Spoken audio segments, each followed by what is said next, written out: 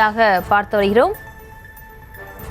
கேரளாவின் ஆலப்புழாவில் 1.5 கோடி உயரக கஞ்சாவுடன் இருவர் கைது செய்யப்பட்டிருக்கிறார்கள். அந்த அண்மை செய்தியை பார்த்து வருகிறோம். சென்னையை சேர்ந்த இருவர் கைது செய்யப்பட்டிருக்கிறார்கள். மேல் விவரங்களோடு இணைகிறார் செய்தியாளர் சதாம். சதாம், வணக்கம். இந்த கைது செய்யப்பட்டவர்கள் யார்? அவர்கள் என்ன வாக்குமூலம் அளித்திருக்கிறார்கள்? விவரங்களை வழங்கலாம். வணக்கம். அதாவது ஆலப்புழா மாவட்டத்தில் 2 கோடி மதிப்புடைய உயரக கஞ்சாவுடன் சென்னையில் வசித்து வரும் இளம்பெண் உட்பட இருவர் கைது செய்யப்பட்ட சம்பவத்தில் நடிகர் ஸ்ரீநாத் பாசி கலால் துறையினால் கைது செய்ய வாய்ப்பு இருப்பதாக பயந்து கொச்சி உயர்நீதிமன்றத்தில் முன்ஜாமீன் மனு தாக்கல் செய்துள்ளார்.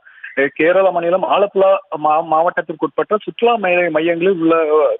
மையங்களில் உள்ளவர்கள் இடையே உயரக கஞ்சா பழக்கம் இருப்பதாக கலால் போலீசாருக்கு கடந்த சிலருக்கு முன்னதாக ஒரு தகவல் கிடைத்தது. அதனைத் தொடர்ந்து 3 மாதங்களாக தீவிர கண்காணிப்பு மற்றும் விசாரணை மேற்கொண்டு வந்த நிலையில் சென்னையில் வசித்து வரும் கேரளாவை சேர்ந்த கிறிஸ்டினா என்ற தஸ்லிமா சுல்தானா மற்றும் ஹிரோசியா என்ற இருவர் 2 கோடி மதிப்பிலான உயரக 3 கிலோ கஞ்சாவுடன் கைது செய்யப்பட்டனர். காரில் சுற்றுலா செல்வது போல ரகசியமாக கஞ்சா கடத்தி சென்று ஆலப்புழா அருகே உள்ள கடற்கரை அருகே தனியார் சொகுசு விடுதியில் தங்கியிருந்த போது சிக்கினார்கள்.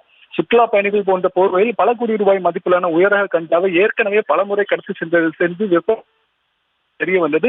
தொடர்ந்து தஸ்லிமாவுடன் மேற்கொண்ட விசாரணையில் தாய்லாந்து உயரக கஞ்சா இறக்குமதி செய்ததோடு திரைத்துறையை சேர்ந்த பலருக்கும் நேரடியாக பலமுறை கொடுத்துள்ளதாகவும் கூறியுள்ளார். யார் யாருக்கு விற்பனை செய்தார் என்ற சில விவரங்களையும் போலீசார் கூறினர். அதே போல கஞ்சா கைமாறுதல் தொடர்பாக இவர் திரையுலகம் உள்ளிட்ட சில முக்கிய புள்ளிகளுடன் சமூக வலைதளம் மேற்கொண்ட தகவல் பரிமாற்றங்கள் தொடர்பான தடயங்கள் தஸ்லிமாவின் செல்போனில் இருந்து கைப்பற்றியுள்ளன.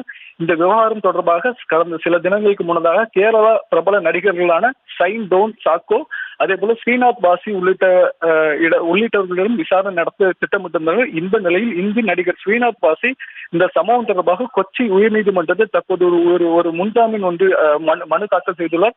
அதில் கலால் துறை தன்னை கைது செய்ய வாய்ப்புள்ளதாகவும் கைது செய்வதை தடுக்க வேண்டும் எனவும் அதே போல கைது நடவடிக்கையை தடை விதிக்க வேண்டும் எனவும் குறிப்பிட்டுள்ளார். இந்த வழக்கு தொடர்பான விசாரணையை தற்போது கலால் உதவி ஆணையர் அசோக்குமார் விசாரணை தலைமையில் நடைபெற்று வருகிறது என்பது குறிப்பிடத்தக்கது.